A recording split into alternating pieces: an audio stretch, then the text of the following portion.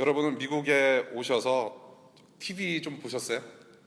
TV 우리 유학생들은 TV 볼 시간이 없을 것 같아요, 그렇죠? 근데 여기 미국에서 오래 산 사람들은 TV를 자주 볼 수 있는 기회들이 있죠. 저는 가끔씩 즐겨 보던 톡쇼가 있습니다. 데이비드 레더맨 쇼. 레더맨 쇼 혹시 아세요? 레더맨? 예, 저는 존 레논가요? 그 사람보다는 레더맨 쇼를 조금 더 즐겨봤던 것 같아요. 데이비드 레더맨이 지난주 수요일 밤 방송을 마지막으로 은퇴했습니다. 이분이 한 20, 30년 주중 밤에 매일 토크쇼를 진행하셨는데 방송 횟수만 무려 6028회입니다. 6028회. 6028 톡쇼스. 이 정도 토크쇼 수천 번을 했으면 웬만한 설교가들보다는 더 말을 많이 했을 거라고 생각하고요. 이 사람이 튀긴 침만 하더라도 한 수갤론이 나오지 않았을까라는 생각을 합니다. 말로 하는 업종의 종사자로서 이 정도면 굉장히 베테랑이다 싶어요. 이분이 지난 수요일 오후에 녹화를 했습니다. 마지막 방송을 녹화하면서 오늘 방송이 내 인생의 최고 중요한 방송이다 라고 하면서 녹화에 임했다고 그래요. 굉장히 멋진 마무리를 했다라고 저는 생각합니다. 실제로 그 방송을 밤에 보면서 참 멋지게 웃으면서 잘 끝냈다 싶었어요. 우리의 인생도 마지막이 중요한 것 같아요. 저와 여러분들의 인생 졸업을 언제 할지는 모르지만 어떤 모습을 남기고 가느냐가 저는 상당히 중요하다고 생각합니다. 우리의 인생의 끝도 중요하고 또한 여러분들이 워싱턴 DC에서의 그런 일정을 잘 마치고 귀국하거나 혹은 타지로 움직일 경우에 여러분들이 어떤 모습으로 떠나느냐가 상당히 중요합니다.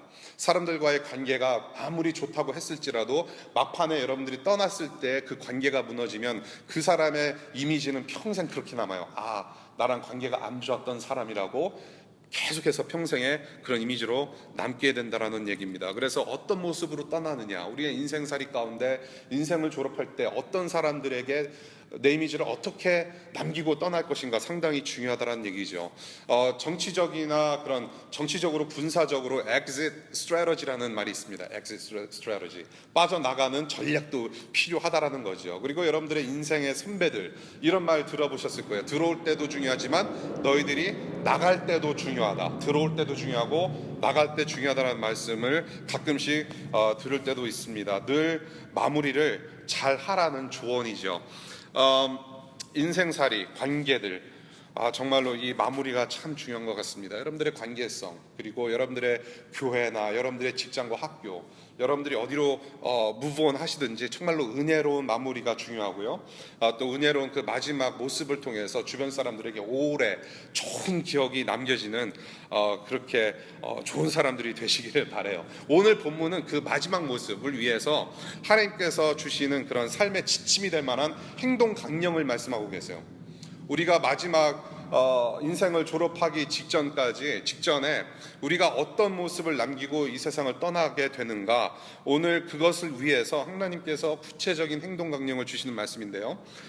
지난주에는 신자 안에 내재하는 죄라는 제목으로 말씀을 나눴어요. 공동체에서 싸우고 있는 주된 원인은 우리의 마음에 있는 시기와 질투이고 그것이 바로 하나님의 법과 죄의 법이 서로 싸우면서 일어나는 컨플릭이다. 그래서 우리 안에 있는 죄의 심각성을 깨달을 필요가 있다 라면서 제가 말씀을 마무리했습니다. 오늘은 우리가 무엇이기에 이렇게까지 라는 제목으로 말씀을 상고해 봅니다. 정말로 우리가 무엇이관데 이렇게까지 우리를 사랑하시는가. 지금 우리 DC2TC 교인들 358명이 빠져나갔지만은 여기 남아 계시는 우리 성도님들께서, 우리 예수 그리스도를 따른 우리 제자들이 정말로 이 하나님의 사랑, 그리고 우리가 그 사랑에 어떻게 반응하면서 살아야 될 것인가를 한번 상고해보는 우리 귀한 시간 되었으면 좋겠습니다.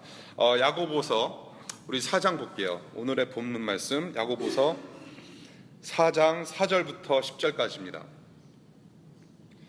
4장 4절부터 10절까지 제가 읽어드릴게요. 가늠하는 사람들이여, 세상과 벗함이 하나님과 등지는 이름을 알지 못합니까? 누구든지 세상의 친구가 되려고 하는 사람은 하나님의 원수가 되는 것입니다. 하나님께서는 우리 안에 살게 하신 그 영을 질투하실 정도로 그리워하신다라는 성경 말씀을 여러분은 헛된 것으로 생각합니까? 그러나 하나님께서는 더 큰 은혜를 주십니다. 그러므로 성경에 이르기를 하나님께서는 교만한 자들을 물리치시고 겸손한 자들에게 은혜를 주신다라고 말합니다. 그러므로 하나님께 복종하고 악마를 물리치십시오. 그리하면 악마는 달아날 것입니다. 하나님께로 가까이 가십시오. 그리하면 하나님께서 가까이 오실 것입니다. 죄인들이여 손을 깨끗이 하십시오. 두 마음을 품은 사람들이여 마음을 순결하게 하십시오. 여러분은 괴로워하십시오. 슬퍼하십시오. 우십시오. 여러분의 웃음을 슬픔으로 바꾸십시오. 기쁨을 근심으로 바꾸십시오. 주님 앞에서 자신을 낮추십시오. 그리하면 주님께서 여러분을 높여 주실 것입니다. 하나님의 말씀입니다. 잠시 기도할게요. 하나님, 두렵고 떨리는 마음으로 다시금 우리 공동체가 하나님의 말씀 앞에 섭니다. 하나님, 내가 스스로 높아지려고 했던 모든 노력과 모든 삶의 구석구석들을 이 시간 하나님 앞에 내려놓고 회개합니다. 하나님, 주님께서 주시는 이 말씀을 가지고 다시금 우리를 새롭게 하여 주시고 이 귀한 날에 예수 그리스도의 십자가 능력을 기억하며 이 귀한 메모리얼 데이에 그 예수님의 희생을 기억하며 감사하며 말씀으로 다져지는 이 시간 될 수 있도록 하나님 인도하옵소서. 하나님, 이 시간에 특별히 기도합니다. 하나님, 내일 이 미국에서 지키는 귀한 명절입니다. 하나님, 지난 수백 년 동안 이 나라를 위해서 많은 국민들의 그런 안녕을 위해서 희생했던 사람들을 기억합니다. 하나님, 그 가족들을 위로하시고 이렇게 많은 사람들이 희생함으로 다른 사람들이 잘된 것처럼 예수 그리스도께서 희생하심으로 우리가 구원받은 것처럼 우리도 우리가 희생하여 우리가 섬김으로 말미암아 믿지 않는 사람들이 우리의 이웃이 하나님을 만나는 큰 복을 누릴 수 있도록 하나님 우리를 새롭게 하여 주시기를 이 시간 간절히 또한 기도합니다. 주님 인도하여 주시기를 간절히 소망합니다. 이 시간 성령 하나님 말씀하옵소서. 예수님 이름으로 기도드렸습니다. 아멘. 먼저 4절 볼게요. verse 4. 4절을 보니까 굉장히 강한 어조로 본문을 시작해요. 가늠하는 사람들이여, 가늠하는 사람들이여, 음란한 여자야, 창녀야 라고 하는 말입니다. 굉장히 센 단어를 사용하고 있어요. 가늠하는 사람들이다. 본래 여성 명사입니다. 여성 명사인데 몸 파는 음란한 여자들에게 사용하는 단어예요. 창녀야, 음란한 여자야, 가늠하는 자들아. 그런데 여기서는 유대인 성도들을 가리켜서 이야기를 하고 있습니다. 유대인 성도들아, 너희들은 가늠한 사람들이다 라고 질책하고 있는 모습입니다. 무엇 때문에 질책하는지를, 그 이유를 본문에서 볼 수 있습니다. 본문을 보니까 세상과 친구하는 것은 하나님과 등지면서 하나님을 대적하는 것이고 하나님의 원수가 되는 것이다 라고 이야기를 합니다. 하나님과 버타고 있는 자들아, 너희는 가늠한 자들이다. 그것은 하나님께 대적하는 일이다. 너희들은 가늠한 자들이다 라고 질책을 하는 것입니다. 이 당시에 그 친구라고 하는 의미는 저와 여러분들이 요즘 생각하는 그런 친구, 벗의 의미가 아닌 것 같습니다. 여기서 말하고 있는 세상과 벗하고 친구 된다라는 의미를 먼저 살펴보겠는데요. 이 친구 된다라는 것은 여러분들이 지금 페이스북을 통해서 친구를 추천해가지고 수락하는 그런 페이스북 친구의 개념이 아니에요. 그 당시에 친구라는 개념은 spiritually, 영적으로, 또한 physically, 육체적으로 함께 많은 것을 누릴 수 있는 굉장히 각별한 사이입니다. 그래서 여러분들이 구약 성경을 읽을 때 다윗과 요나단의 그런 우정의 사이, 그런 관계를 말합니다. 언제든지 내 친구를 위해서 죽을 수 있는 사이. 그래서 지금 여기에서 세상과 벗하고 친구 되는 것은 굉장히 안 좋은 일이다, 음란한 일이다 라고 했을 때 너희가 세상을 향하여서 그렇게 몸을 내줄 정도로 그렇게 친구냐 하면서 그것을 음란하다라고 표현을 하면서 질책을 하는 것이죠. 그런 친구 관계, 죄의 법이 만연하고 있는 세상과 그런 친구를 맺어가고 있는 것에 대해서 질책하고 있는 것입니다. 지금 여기 우리 본문 3장과 4장의 그런 내용의 그 문맥을 봤을 때 너희들이 지금 공동체 안에서 싸우고 있는데, 그렇게 싸우고 있는 것은 너희 안에 내재되어 있는 죄 때문이다. 시기하고 질투하고 너희의 정욕을 구하고 너희가 너희 스스로 잘되기만을 위하는 그런 유익만을 위해서 지금 싸우고 있는데, 이런 식으로 죄를 지으면서 싸우고 있는 것은 바로 세상의 방법이다. 자, 봐라. 세상의 방법대로 세상과 친구되었기 때문에 그렇게 너희들은 공동체에서 싸우고 있는 것이다 라고 하면서 질책하는 것이에요. 뿐만 아니라 저와 여러분들이 야고보서를 보면서 계속해서 그런 컨플릭트되는 그런 이슈들이 있다라는 거죠. 고아와 과부를 섬기지 않는 모습들, 그리고 부자와 가난한 자들이 싸우고 있는 모습들, 그리고 차별의 문제, 여러 가지 그러한 문제들을 포함해서 봤을 때 세상의 방법으로 너의 욕심과 정욕을 채우는 것은 하나님 방법 아니다. 이것은 세상의 방법이고, 그러므로 해서 너희들은 오히려 하나님을 대적하고 하나님과 원수되는 일을 지금 도모하고 있다라는 이야기를 하고 있는 것입니다. 이렇게 내재되어 있는 죄의 법을 통해서 세상의 방법을 따르면서 정욕을 충족하는 성도들 향해서 간음하는 사람들아, 지금 그런 얘기를 하고 있는 것이에요. 그래서 이 간음은 육체적인 간음이 아니고 영적인 간음이라는 것입니다. Spiritual adultery, 영적인 간음. 하나님께 와야 할 이 성도들의 마음, 하나님의 자녀들의 마음과 그 생각들이 세상에 빼앗겼다라는 것입니다. 하나님을 믿는다고 하면서 다른 곳에서 채우며 즐긴다라는 것이죠. 그래서 자기의 정욕을 채우면서 나의 유익을 구하는 삶을 살아가고 있다.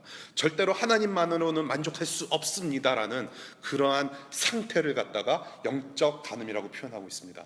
이 영적 간음이라는 건 상당히 무서운 말이에요. 누가 간음한 자라고 불리우고 싶겠습니까? 그렇지 않아요?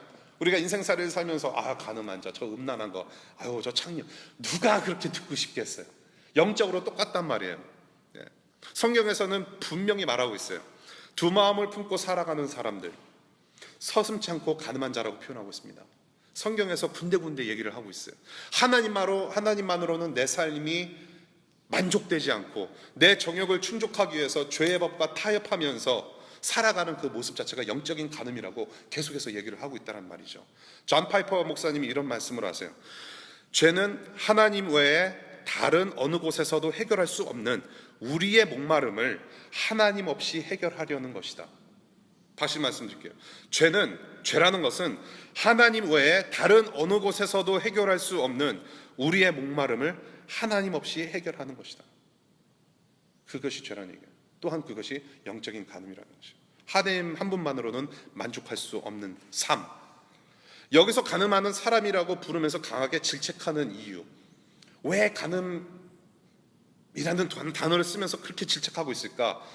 성경적 사회적 배경으로 좀 먼저 잠깐 살펴보고 5절로 넘어갈게요. 우리가 성경을 보면요, 구약 성경에서는 이스라엘을, 하나님께서 선택하신 백성들을 아내라고 표현합니다. wife, 아내라고 표현을 해요. 그리고 신약 성경에서는 예수님을, 우리 믿는 성도들에게 예수님께서 우리를 신부라고 표현하십니다. bride. 영적으로 하나님과 하나 된 아주 친밀한 사랑의 관계를 말을 해요. 얼마나 친밀하고 얼마나 사랑의 관계를 표현하고자 하셨으면 인간적인 텀으로 아내와 신부라는 표현을 사용하셔서 우리에게 그런 사랑을 표현하셨다는 얘기죠. 이렇게 하나님만으로 만족하지 못하고 하나님이 아닌 다른 곳에서 만족을 찾는 하나님의 백성들, 하나님의 백성된 그런 아내된 신부된 하나님의 백성들, 그 사람들에게 영적 간음을 표현했다는 것 성경에서 아까 말씀드려도 자주 표현하고 있어요. 예를 들어서 예레미야서 3장 20절을 보면은 이스라엘 백성들아, 마치 남편에게 정절을 지키지 않은 여인처럼 너희는 나를 배신하였다. 나 주의 말이다.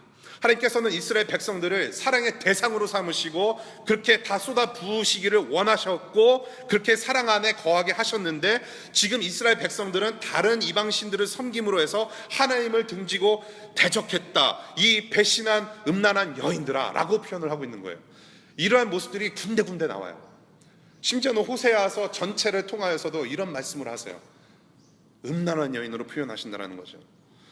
그래서 야고보서는 어쩌면 유대인 성도들이 과거 역사를, 자기 이스라엘 백성들의 역사를 생각하면서 상기시켜 볼 만큼, 과거 역사를 상기시켜 줄 수 있는 어조로 그렇게 질책받고 있음을 이 본문에서 볼 수 있다는 것이죠. 이 음란한 것들아, 배신한 것들아, 왜 하나님께서 그러한 상태에 있는 우리를 계속해서 아내와 신부로서 사랑의 대상으로 삼으시고 왜 그렇게 우리를 사랑의 관계로 이끄시는가?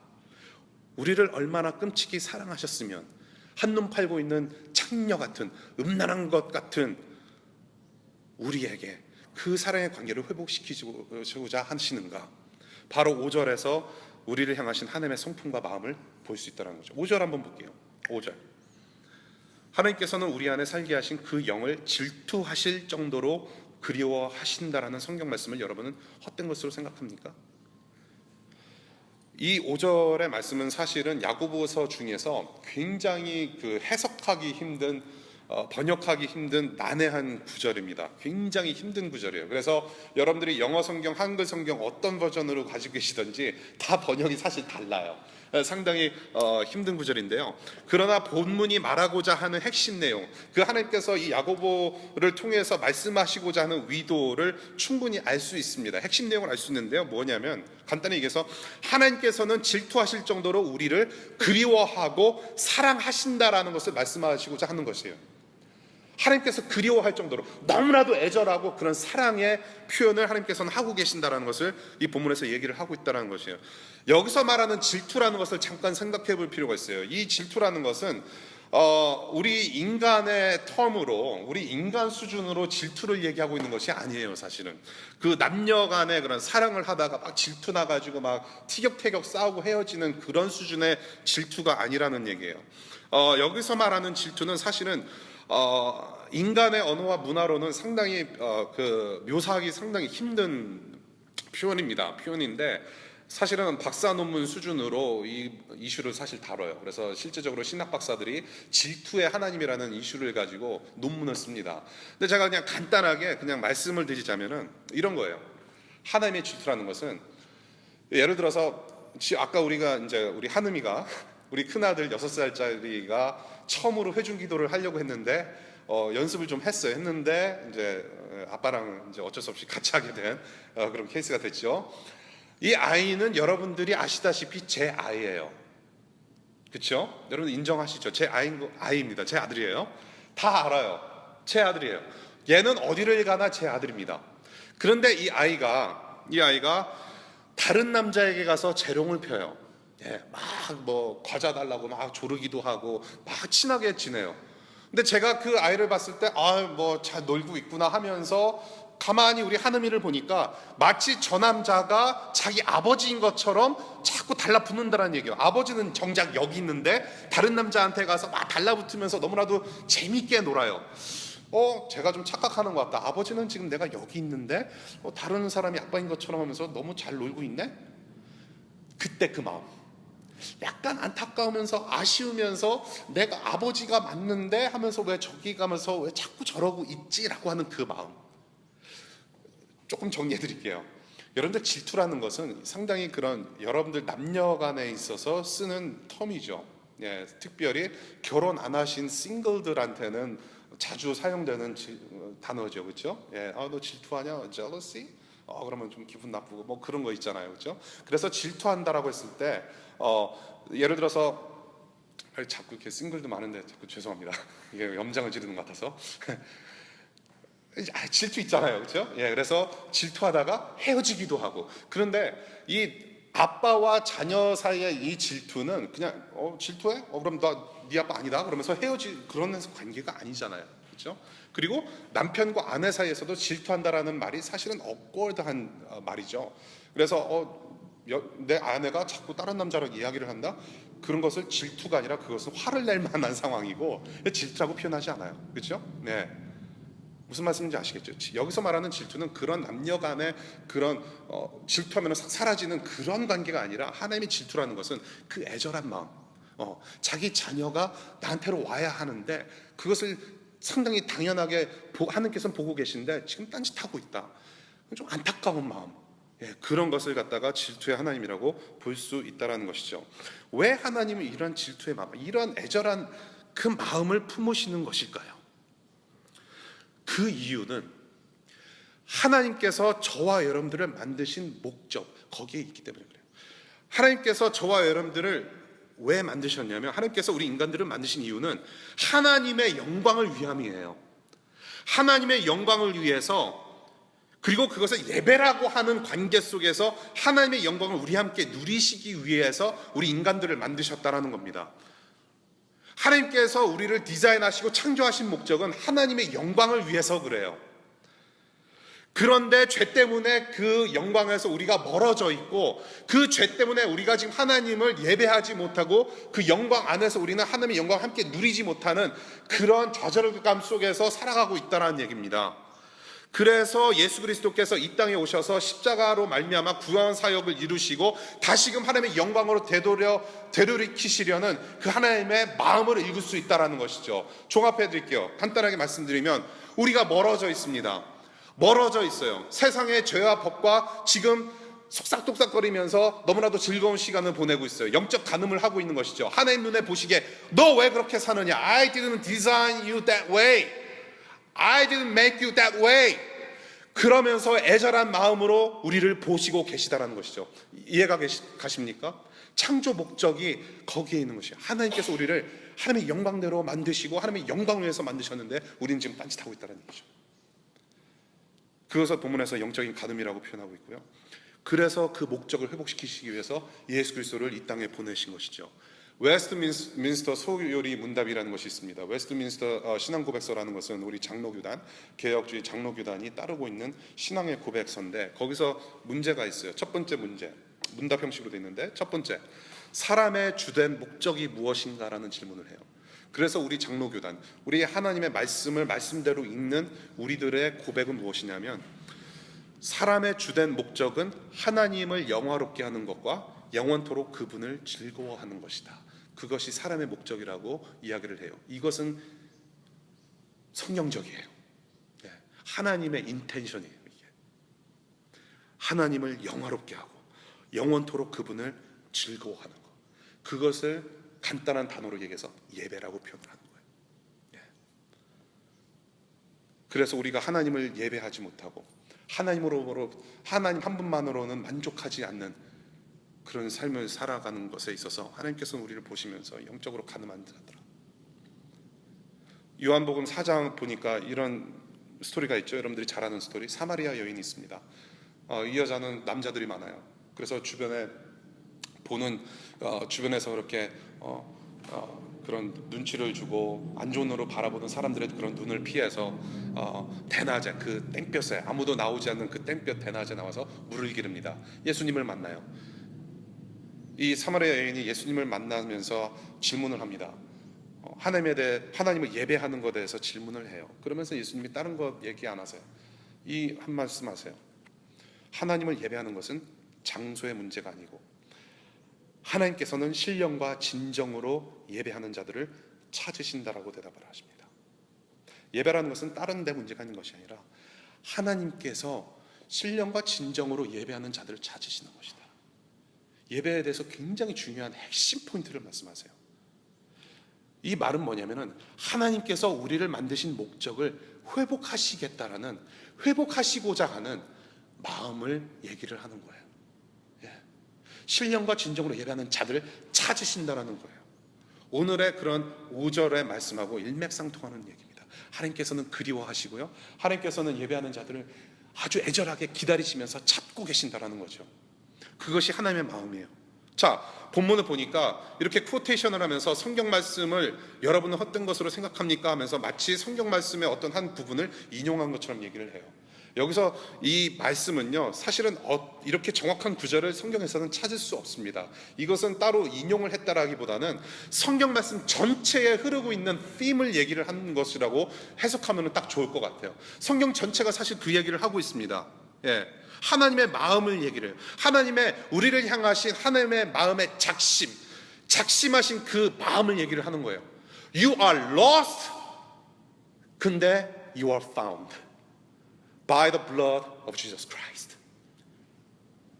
전에는 네가 예배하는 자로 이렇게 세움을 받았는데 너의 죄 때문에, 불순종이라는 죄 때문에 나와 멀어지게 되면서 하나님을 예배하지 않는 그런 관계에서 떠나면서 있다가 예수 그리스도의 보혈을 통해서 너는 예배하게 되었다.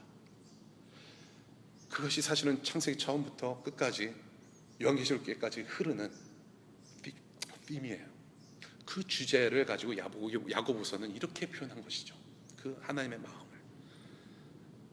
그래서 이 인간들은 당연히 내가 지은 자녀들인데 한눈 팔고 있는 모습 보면서 안타까워하시고 질투하시면서 가늠하는 내 부인, 내 신부를 향해서 회복되어지기를 간절히 바라는 마음으로, 그 애절한 사랑의 마음으로 그 하나님의 마음을 여기서 우리에게 보여주고 있다. 그렇게 회복되어지기를 바라고 있다는 것이죠. 6절 볼게요. 이렇게 하나님의 품으로 돌아오기까지는 나의 일방적인 노력이 아니라 하나님의 은혜가 필요한 것이다. 6절에서 말하고 있어요. 6절 볼게요. 하나님께서는 더 큰 은혜를 주십니다. 그러므로 성경에 이르기를 하나님께서는 교만한 자들을 물리치시고 겸손한 사람들에게 은혜를 주신다라고 말씀하세요. 나의 죄가 정말로 작게 보이면요, 하나님의 은혜는 작게 보입니다. 다시 말씀드릴게요. 여러분들이 일상생활을 하면서 어쩌다가 하나님이 생각이 났는데 기도를 합니다. 기도를 하는데 여러 가지 기도를 많이 해요. 근데 나의 죄가 별로 언급되어 있지 않거나 별로 생각이 안 난다고 싶을 때는 그것은 무슨 말을 뜻하냐면 하나님의 은혜가 작게 보인다는 거예요.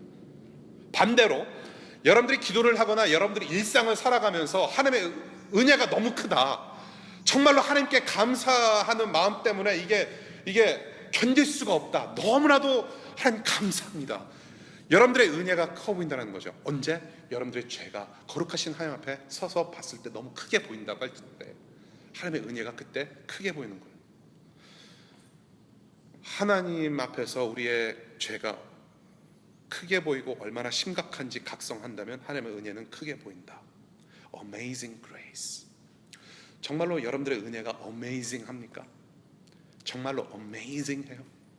amazing. 6절에서 하나님께서 은혜를 주신다고 그래요.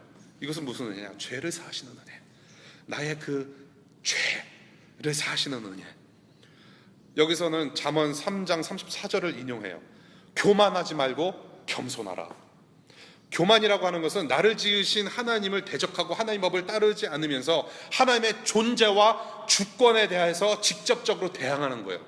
그것이 교만이에요. 교만이라는 것은 큰 죄입니다. 사탄이 어떻게 해서 사탄이 됐을까요? 원래는 착한 천사였어요. 천사장이었습니다. 교만 때문에 그래요. 그 교만함을 가지고 누구를 꼬셨어요? 인간들을 꼬셨어요. 교만이 들어왔어요. 그래서 하나님께 불순종했어요. 교만이라고 하는 것은 그냥 단순히 내가 제일 그런 가요 있죠. 내가 제일 잘났다. 그런 가요 있잖아요. 그 걸그룹, 그렇죠?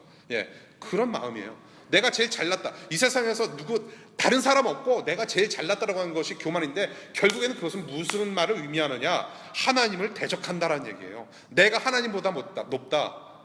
So what? I am God. 그런 얘기예요. 하나님의 친밀한 사랑의 관계에서 떠나서 영적으로 가능하는 것 자체가 교만이다. 바로 그거예요. 그러한 상태에 있는 성도들에게 하나님 앞에서 겸손하라. 그 겸손한 자들에게 주시는 이 은혜를 경험하라 라고 하는 것이죠.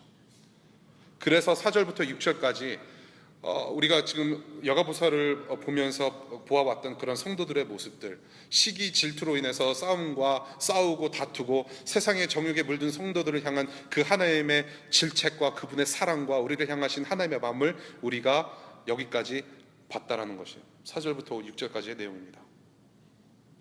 사랑하는 내 아내와 신부, 다시 내 안으로 돌아오라는 손길을 느끼게 하는 야고보의 편지의 내용이에요. 여기에 대해서 이제 다시 우리가 어떻게 하면 우리가 그럼 회복되어질 수 있을까? 그것에 대해서 이제 실질적인 행동 강령을 7절부터 10절까지 이야기를 하고 있습니다. 우리 7절 볼게요. 첫 번째 포인트인데요. 7절은 무엇이냐? 하나님께 복종하십시오. 하나님께 복종하라 라는 명령을 내립니다.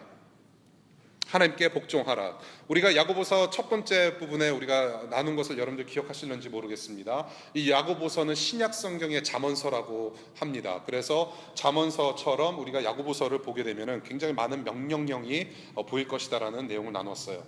그래서 명령을 하고 있습니다. Submit to God, submit하라, 복종하라는 명령을 내립니다. 한글 성경에 보시면은 하나님께 복종하고 악마를 물리치라, 하나님께 복종하고 악마를 물리치라라고 해서 연결이 되어 있습니다. 그런데 사실은 이 두 내용을 이어지지 않는 문장으로 해석하면 더 좋을 것 같아요. 영어 성경에 보시면 submit to God, 그 다음에 바로 resist the devil 이라고 해서 따로 분리가 되어 있습니다. 두 가지 다른 문장으로 되어 있어요.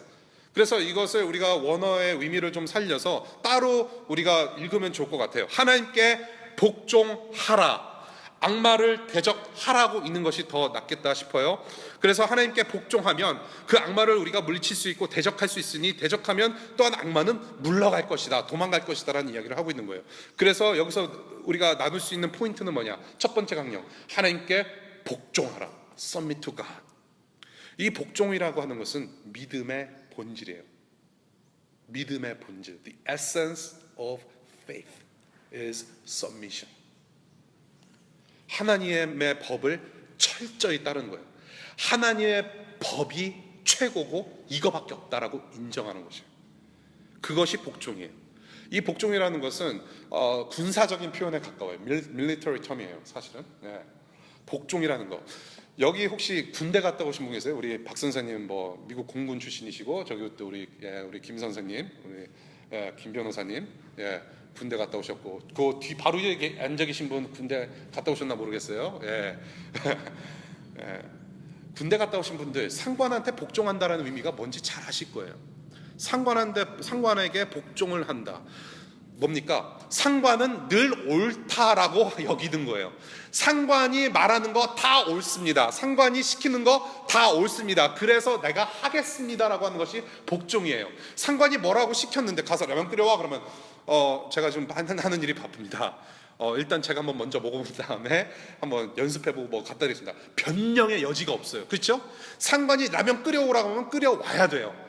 상관이 가서 삽에다가 삼겹살 구워와 그러면은 열심히 구워가지고 와야 돼요. 변명을 할 수가 없어요. 빠져나갈 수가 없어요. 그것이 복종이에요. 상관의 말은 언제나 옳다. 내가 이 말을 지키지 않으면 나는 끝이다. 그게 복종이에요. 그래서 submission. 하나님께도 마찬가지예요. 이위를 달지가 않아요. 하나님은 늘 옳다고 인정하는 거예요. You are right. 그래서 제가 늘 말씀드리는 거예요. 인생의 철칙 2조 두 가지가 있어요. 인생의 철칙, 여러분들이 꼭 지켜야 되는 인생의 철칙 넘버 1, 1조. 하나님은 늘 옳다. God is always right. 인생의 철칙 2조. 그렇게 생각되지 않을 때 다시 1조를 보라. 그럼 뭐예요? 1조가 뭐예요? 하나님은 늘 옳다. 하나님을 늘 옳다고 인정하면서 하나님께만 엎드려지면서 살아가는 것이 복종이고, 그렇게 서밋하라는 거예요.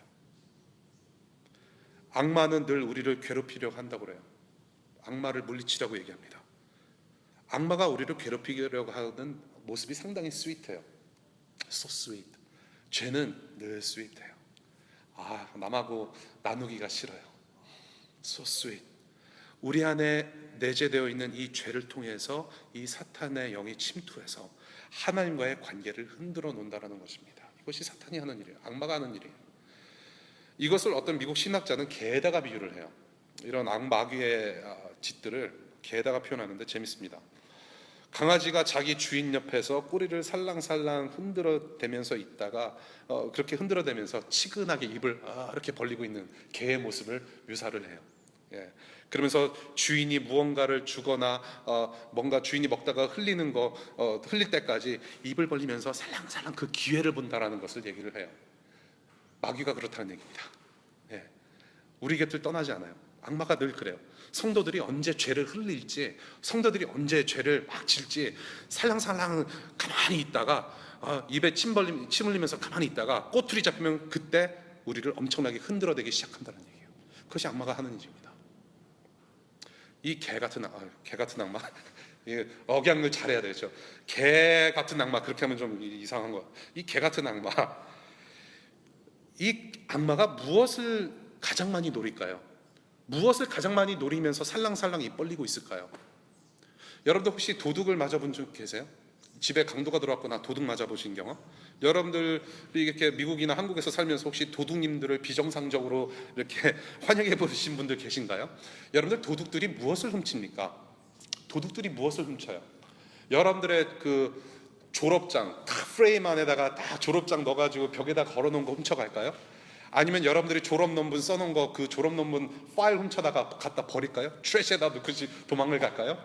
아니면 여러분들 뭐 먹다 남은 음식에 관심 있어가지고 도둑들이 들어왔는데 쿵파오 치킨? 그러면서 먹다 남은 음식 다 먹고 도망갈까요? No. 도둑들은 그런 것에 관심이 없어요. 도둑들이 관심 가지고 있는 것은 여러분들의 돈이에요.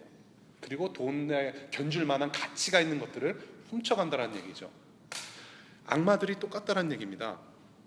악마는 하나님과 우리 사이에 가장 중요한 것, 여러분과 하나님 사이에 놓여 있는 가장 중요한 것을 훔쳐가요. 다른 부수적인 것들에는 상관이 없어요. 그 중요한 것은 뭐냐 하면은 하나님을 복종하고 순종하며 사랑하는 그 가장 중요한 사랑의 관계를 흐트러 놓고 간다는 얘기입니다. 이러한 상황에서 하나님은 늘 옳다고 인정하면서 그 복종을 실천할 때에 악마가 들어올 틈이 없다라고 얘기를 하는 것이에요. 그러면서 악마를 대적할 수 있고, 그래서 그때야 비로소 악마는 도망간다라는 얘기입니다.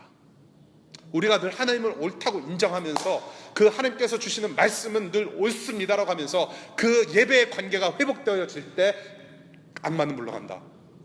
그래서 우리는 대적할 수 있다는 얘기입니다. 하나님께 복종하십시오. 그것이 7절 말씀이에요. 8절 볼게요. 두 번째 강령입니다. 하나님께로 가까이 가십시오라는 강령을 내립니다. 명령령이에요. 하나님께로 가까이 가십시오. Draw near to God이라고 표현되어 있죠. 하나님께로 가까이 가면 하나님께서 가까이 오신다라고 말씀하세요. 이 하나님께 가까이 간다. 뭐 주께 가까이, 뭐 그런 찬양도 있고 많죠. 뭐 draw me near to you, 뭐 그런 찬양도 있고, draw me closer to you, whatever. 뭐 여러 가지 찬양이 있어요. 근데 이게 하나님께 어떻게 하면 가까이 갈까? 상당히 좀 abstract하고 추상적이에요. 여기서 말씀하시고 있는 그런 drawing near to God이라고 하는 의미는 God has arrived라는 그런 의미도 있습니다. 그래서 결국에는 뭐냐면, 내가 하나님께로 가까이 간다라는 의미는 하나님의 임재 안에 거한다라는 얘기예요. 하나님의 영광 안에 거한다, 하나님의 품 안에 거한다라는 이야기로 우리는 해석할 수 있다는 얘기죠. 호세아서 보니까는 음란한 아내가 다시 남편의 품으로 돌아오는 것처럼, 그리고 여러분들이 잘 알고 있는 탕자의 비유에서 이 탕자가 아버지의 재산을 다 탕진한 다음에 아버지께로 다시 돌아오는, 아버지의 품으로 다시 돌아오는 것처럼 그런 것을 얘기를 해요. 그것이 하나님께로 가까이 갔다라는 표현이고요, 본문에서. 그래서 하나님의 그 임재 가운데 하나님과의 그 교제권 안으로 들어오라는 얘기입니다. 하나님의 임재 안으로 들어와라. 이를 위해서 8절 후반부에 죄인들, 두 마음 품은 사람들은 모두 손을 깨끗이 씻어라, 그리고 마음을 순결하게 할 것을 지금 명하고 있습니다. 8절 보시죠. 8절, 죄인들이여 손을 깨끗이 하십시오.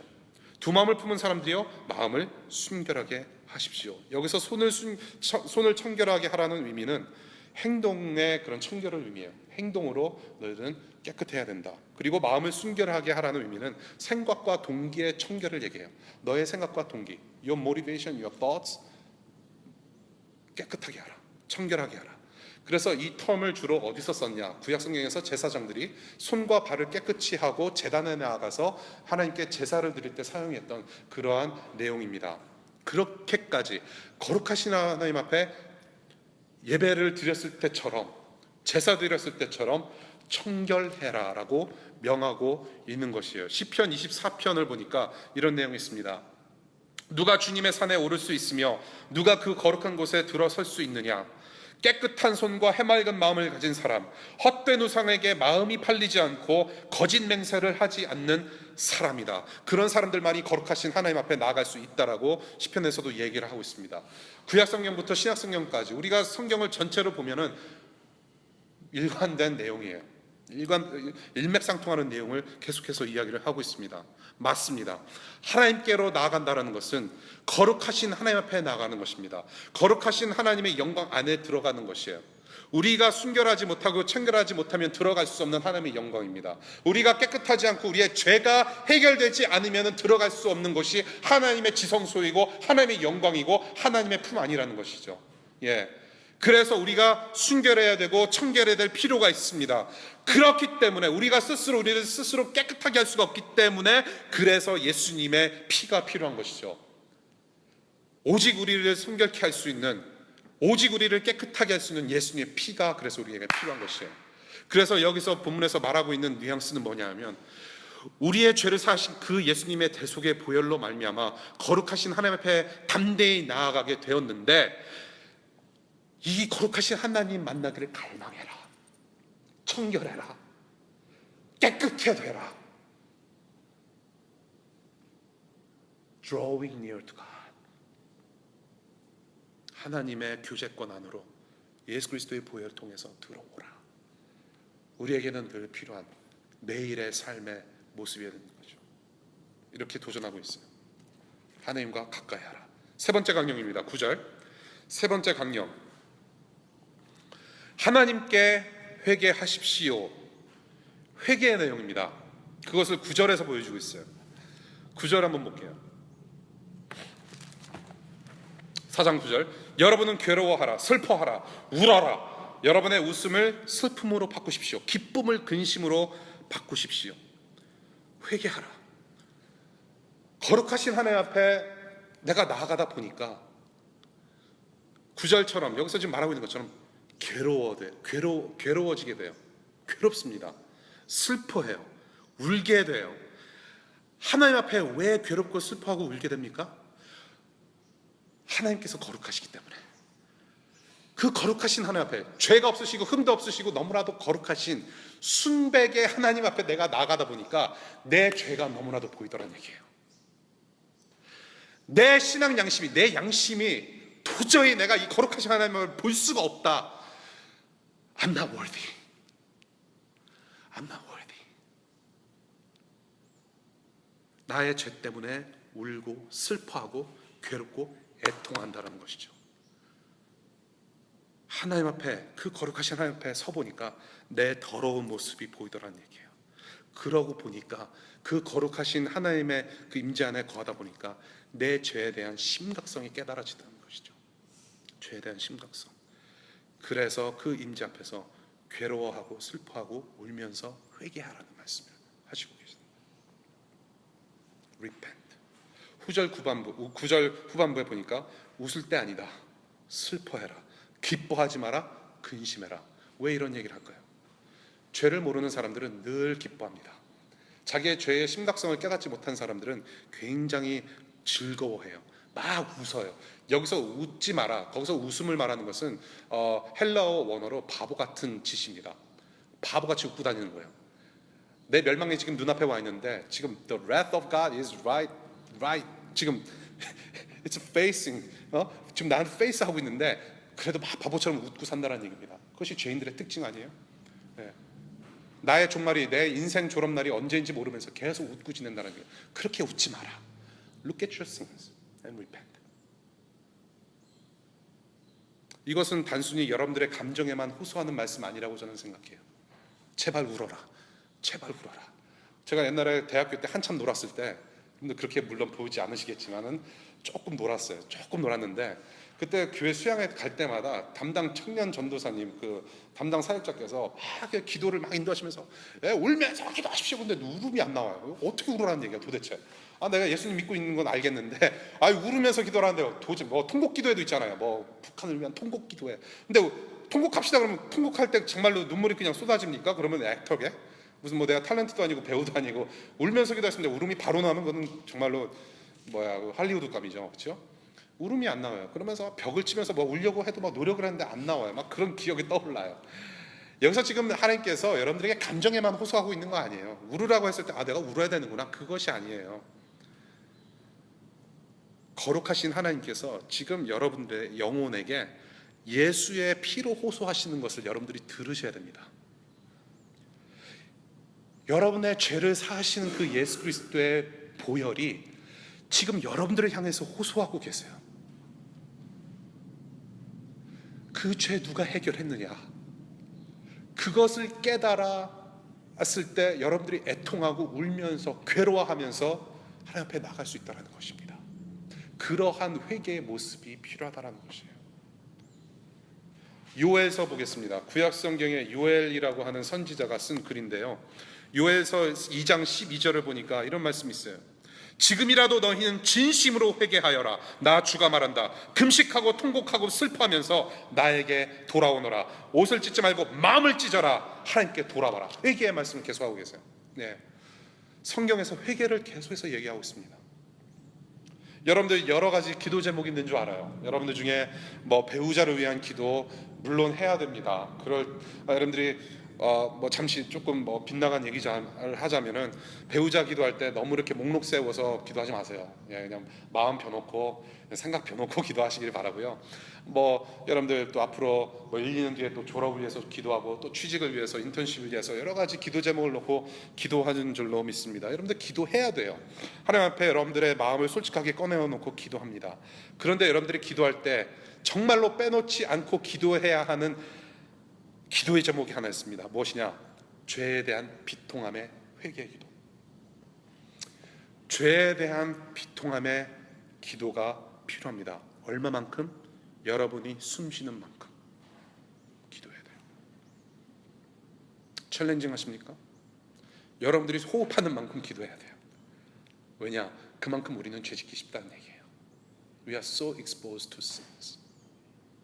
그리고 그 이후에 기도한 다음에 나의 삶을 돌이키는 기도의 삶도 살아내는 것도 중요하다는 얘기예요. 이것이 우리 가운데 회복이 필요합니다.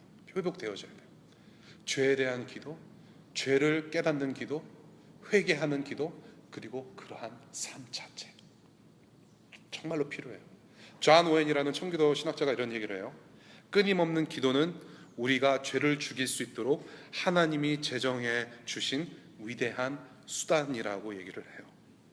기도하는 중에 죄의 심각성이 누락됐다면 내 정욕대로 내 유익만을 부탁하는 수준의 기도밖에 될 수 없다는 얘기입니다. 정말로 여러분들이 하나님을 알고 싶고 하고 정말로 여러분들이 예수님을 닮아가고자 한다면 여러분들의 죄의 심각성을 깨달아가면서 회개 기도하면서 그 죄를 눌러야 할 필요가 있다는 것이에요. 그래서 하나님 앞에 진솔하고 정직하게 마음과 내 삶의 구석을 내놓는 기도가 필요하고요, 그러한 일상이 필요하다. 여러분들 잊지 마십시오. 기도는 내 교만의 죄를 죽이기 위함입니다. 그래서 늘 기도해야 돼요. 여러분들 기도하는 게 제일 힘들죠? 여러분들 힘들지 않습니다. 왜 힘드냐? 여러분들이 자꾸 뭔가를 시간 정해서 30분 이상 해야 되는 것 같은 그런 마음 때문에 그래요. 여러분들 30분, 10분 이상 기도하지 않으셔도 돼요. 물론 시간을 정해놓고 기도하는 것도 중요합니다만, 제가 아까 말씀드린 대로 호흡이 기도입니다. 자주 하는 기도가 잘하는 기도예요. 하나님과 대화하십시오. 하나님, 오늘 날씨가 너무 아름다워요. 그것도 기도예요. 하나님 찬양합니다. 너무 아름답습니다. 감사 기도하세요. 내 아내가 너무나도 아름다워요. 감사합니다. 기도하시기 바라요. 하나님, 내 남자친구 때문에 너무나도 마음이 상해요. 괴롭습니다. 정말 때려 죽이고 싶은데 어떻게 하면 좋을까요? 그러면서 좀 이렇게 호소하는 기도도 할 수 있고요. 앞에 차가 확 껴들었어요. 이런 은혜 받을 놈. 그러면서 하나님, 제가 욕하지 않도록 도와주십시오. 도움을 요청하는 기도. 하나님, 우리 어머니가 아파요. 요청하는 기도. 하나님, 제가 실수했습니다. 이러지 말았으면 하나님 죄송합니다. 회개합니다. 늘 기도가 입에 붙어 살아가는, 하나님과 소통하는 삶이 우리에게는 필요하고 그것이 회복되어진다는 얘기예요. 이렇게 해서라도 내가 이 죄를 정복하지 않으면 누가 우리를 정복하느냐? 죄가 우리를 정복해요. 10절입니다. 그래서 10절을 보니까 결국에는 6절의 말씀을 리캡하면서 정리를 하고 있어요. 그 교만을 회개하며 자신을 낮춤으로 겸손해라. Be humble. 겸손해라. 그때 하나님께서는 우리를 다시금 그분의 위도하신 대로 하나님의 아내와 예수님의 신부됨으로 친밀한 사랑의 관계를 회복시켜 주시면서 높이실 거라는 말씀을 하고 끝내요. 그것이 4장 10절의 말씀이에요. 하나님 앞에 절대로 철저하게 패자로 나가시길 바라요. 이것은 여러분들 우리 눈에 보이는 그런 성공과 그런 성패를 이야기하는 것이 아니라 하나님 앞에 내가 하나님 없이는 살 수가 없습니다. 내가 스스로 살아보려고 노력을 했더니 하나님 안 됩니다. 내가 패자입니다라고 인정하고 겸손하게 살라는 얘기죠. 그래서 교만함이 아니라 겸손함으로 하나님 앞에 나가라. 그러면 하나님께서 은혜로 여러분들을 감싸 주실 거라는 얘기입니다. 말씀을 맺을게요. 우리를 회복시키시려는 그런 하나님의 그런 질책과 또한 동시에 하나님의 마음을 우리가 오늘 본문을 통해서 봤습니다. 첫 번째 복종하라, 두 번째 가까이 하라, 세 번째 회개하라. 누구 앞에서? 하나님 앞에서. 오늘 본문을 보면 사실은 어떤 패턴을 보게 됩니다. 패턴이 있는데요. 하나님의 그런 복음, 그 하나님께서 우리에게 주시는 은혜의 그런 복음의 패턴을 우리가 볼 수 있는데요. 여러분들이 성경을 쭉 읽다 보면은 이런 거예요. 우리의 죄를 확연하게 드러내 보이세요. 하나님께서는 여러분들의 죄를 낱낱하게 보게 하십니다. 그 다음에 그 죄를 사하시는 구원을 베푸세요. 말씀대로 하나님께서 예수님을 보내셔서 구원 역사를 베푸세요. 그런데 거기서 끝나지 않는다라는 얘기예요. 하나님께서는 여러 사도들을 통해서 말씀을 통해서 성령님을 통해서 그 구원을 이루어가면서 살아갈 수 있도록 성령님 통해서 지속시키시고 그렇게 여러분들을 지금도 도우시고 계세요. 그것이 패턴입니다. 여기서 볼 수 있는 패턴인데요. 뭐냐면 오늘 말씀을 리캡하자면 가늠하는 자들 하면서 질책하세요. 너의 죄를 봐라. 질책하면서 그 다음에 하나님의 마음을 보시면서 그 하나님의 그런 사랑의 마음 가운데 회복할 수 있도록 구체적으로 강령을 주세요. 네, 구체적으로 살아갈 수 있는 그런 방법을 우리에게 허락하십니다. 이것이 하나님 나라, 하나님의 마음의 그런 패턴입니다. 그냥 놔두시지 않으시고 성령님을 통해서 여러분들이 잘 살아갈 수 있도록 도우신다. 오늘의 말씀의 요지인데요. 왜 이렇게까지 우리를 가르치실까? 왜 이렇게까지 우리를 조목조목 가르치시고 성령님을 통해서 우리에게 변화를 추구하시면서 이렇게 주님 곁으로 이끌려고 하시는가? 정말로 생각해 보면 우리 입술로 다 표현하기 힘들어요. 너무나도 사랑이, 그 하나님의 사랑이 크기 때문에 그래요. 그러면서 시편 8편을 우리가 묵상할 수 있겠습니다. 시편 8편 3장 4절을 읽어드릴게요. 주님께서 손수 만드신 저 큰 하늘과 주님께서 친히 달아놓으신 저 달과 별들을 내가 봅니다. 사람이 무엇이기에 주님께서 이렇게까지 생각하여 주시며 사람 아들이 무엇이기에 주님께서 이렇게까지 돌보아 주십니까? 이 홍주영이 무엇이기에 그렇게 생각하시고 이 홍주영이 누구이기에 그렇게 사랑하십니까? 하나님, 내가 누구이길래, 내가 무엇이길래 이렇게까지. 이 시편 기자의 고백이 바로 저와 우리의 모두의 고백이며 또한 왜 그렇게 사랑하시는가 평생 풀어가야 할 저는 과제라고 봅니다. 우리 입술의 한마디로는 절대로 표현할 수 없는 것 같아요. 평생의 과제라고 저는 봐요. 이 과제를 풀어가면서 저와 여러분들은 계속해서 이제 예수님을 닮아가는 모습으로 우리는 인생을 졸업하게 될 겁니다. 여러분의 인생에 있어서 가장 중요한 날은 무엇일까요? 저는 오늘이 가장 중요한 날이라고 봐요.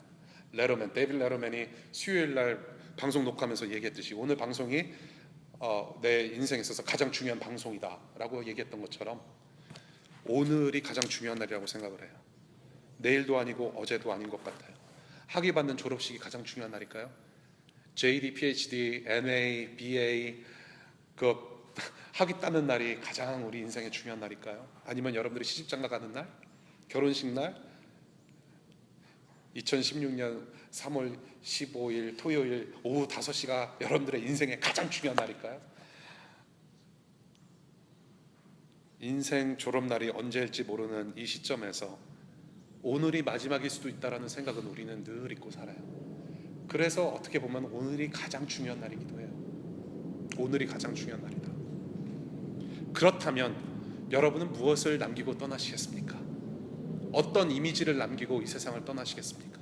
오늘 내가 숨을 거두고 인생을 졸업해서 이 세상을 떠날 때 일주일 뒤에 내 직장 동료가, 내 교수가, 내 친구들이 이 세상을 떠난 내 모습을 생각하면서 어떤 모습을 기억할까? 무엇을 여러분들 남기고 떠나시겠습니까? 오늘 들으신 말씀을 여러분들이 삶으로 드러내는 삶을 산다면, 오늘, 내일 계속 그렇게 말씀대로 산다면 바로 그것이 우리 모두가 보게 될 이 질문에 대한 답이 될 거라고 저는 믿습니다. 말씀대로 살아갈 때 우리는 예수님 모습대로 변화됩니다. 그 모습만이 남겨지는, 그래서 우리가 하나님의 영광만을 남기고 떠나는 한 번 사는 인생 되시기를 축복합니다. 기도할게요. 우리 잠시 기도하고 마치겠습니다. 우리 그냥 하나님 앞에 솔직하게